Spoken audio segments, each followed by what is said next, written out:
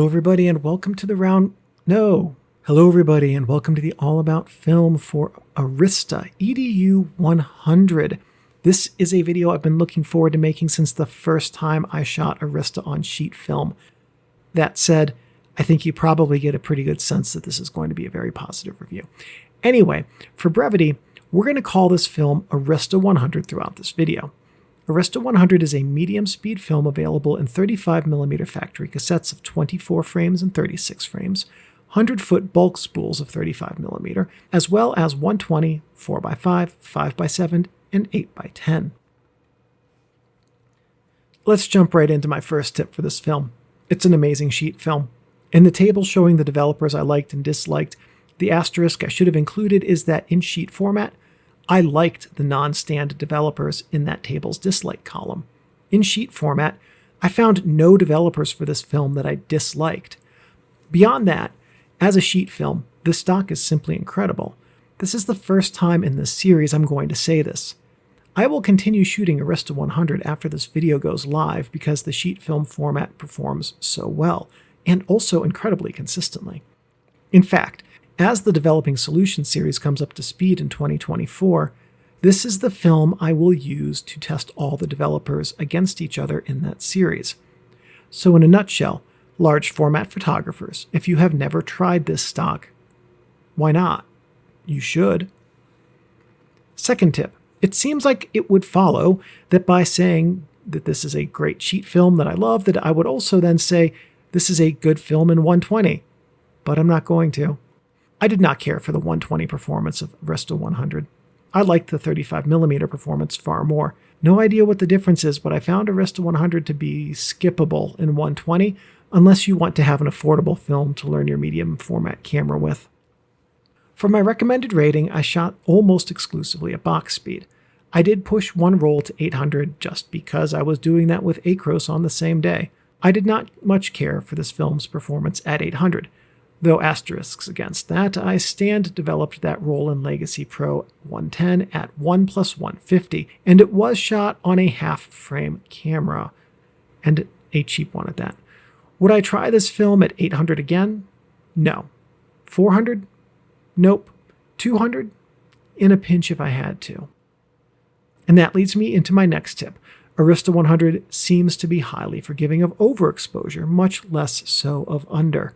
Also, as my pinhole sheet film experiment showed, the reciprocity failure times on this film, which if they're published I couldn't find, is reported as having the same curve as Foma 100, as it's likely the same stock, and as Tri-X or Plus X. So I tried that, and my results were unsatisfactory. So when in doubt of your exposure, blast the film with too much light. Grain is relatively low and pleasing when apparent. To my eye, the grain in this stock is as good as the grain in Delta 100, which is to say it is exactly what I want in a black and white film. Tonality and tonal range are very good with this film, providing good detail in shadows, though some detail loss in the highlights when the highlights are present in harsh lighting. Acutance is exceptional, with great tonal shifting from light to dark regions, and what I mean by that is that the shifts are quick and clear without smearing. Contrast is suitable in many lighting conditions, and the film can be edited well in a digital workflow to deliver almost any kind of contrast profile. Sharpness again is good. Honestly flirting with excellent. Details in distant objects and images and fine details in close-up subjects are both very good. Digital conversion is exceptional in this film, whether digitized with a camera or scanner, creates highly editable and true-to-image nature digital conversions. I do recommend camera digitization for this film as it brings a lot of life to the images, and you can pull out a little bit more of the film's character in your final results. We'll take a look at 3 photo series here. All of these were taken in full sun with different scenes, shadow levels, and to see how filtration affects distant scenes as well as how that works in full sun. In the cases of all 3 of these series, the no-filter sample shows that the film records blues as white or near white, with no ability for me to differentiate the sky from the clouds when metered off an entire scene in full sun. For the record, I used my Alpha 9, by the way, for all of these. Every black and white film in this series where there's a filter test, the photos are taken with the Alpha 9, so it's not like I'm using a camera that's inconsistent or metering poorly. Blue performance likely indicates that the film has some sensitivity into the violet or ultraviolet spectrum and likely sees UV without much reduction, a little bit maybe, in sensitivity versus the way that it sees blues. The red filter creates differentiation between distant scenes in the sky, however, and increases contrast in areas affected by UV scattering and particulate pollution. Orange and yellow filters perform in a similar, though lesser manner, in news that should come as a shock to no one. The green filter, as always, batting 1,000 for muddying the scene significantly, but interestingly for this film, retains the same level of sky-ground separation as the yellow filter, which likely indicates that this film's spectral sensitivity in the yellow-green spectra is fairly flattish. The blue filter seems to confirm my previous statements about blue and UV sensitivity with this film, as it makes a clear day appear quite foggy due to UV scattering and the particulate pollution. The three oddball filters, Tobacco, Pink, and FLD, perform in interesting ways. Tobacco could easily be mistaken for a yellow filter. The pink filter here is interesting and makes shadow areas far less contrasty. FLD performs similarly to the pink, but less so. In sum, I tried 13 developers with Arista 100. The difference between most of these was minimal, and in most cases, Arista 100 appears developer agnostic. The results from various chemistries are hard to differentiate in most cases, and, as a general statement, it would be hard to pick a developer that doesn't work well. Picking a favorite, let alone 3 best, was a challenge. I settled on LegacyPro 110 1+31, PranolS 1+50, and Silvermax Developer 1+19 in that order. But which was best? Honestly, it could have been a coin flip. Each developer delivered different aspects of image quality that I liked more than the others. I found the way that HC110, LegacyPro 110, at Dilution B 1+31, delivered detail to be stunning. PranolS +50 retained good shadow detail and created captivating images, shifted slightly toward the darker tones. Silvermax +19 was stunning on sheet film with exceptional sharpness and detail across the exposure zones, less so on 35mm, but on 35mm it created deeper shadow areas that create a striking image atmosphere.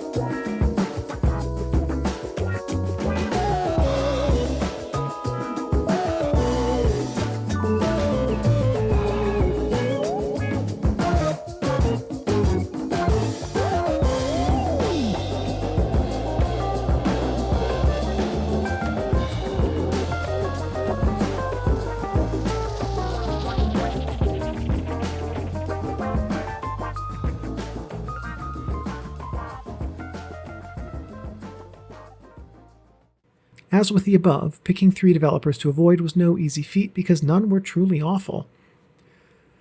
HC110, specifically LegacyPro 110 at 1+150 for stand developing Arista 100 pushed to 800 in a half-frame 35mm from a Corex half-frame camera, was not a combo I'd recommend again.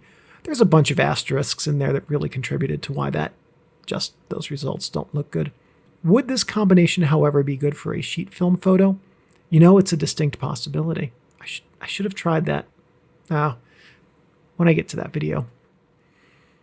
LegacyPro 110 at 1+63 delivered thin negatives, and while the images have a striking contrast profile with deep shadows and bright whites, they were hard to digitize, as every bit of dust and chemical residue was recorded on the digital sensor. Rodinal 1+25 landed in the worst 3 mostly because of the high grain and some muddiness in the midtones.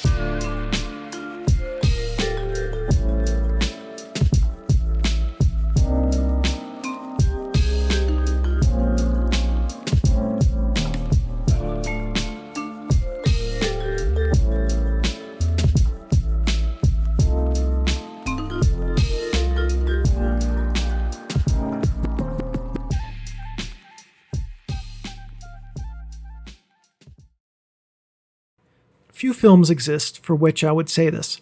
If I had to pick only one film to ever use again, this would be a candidate for that, if not the final choice. Arista EDU 100 is a sleeper film that many people don't recognize for being the absolutely stunning stock that it is.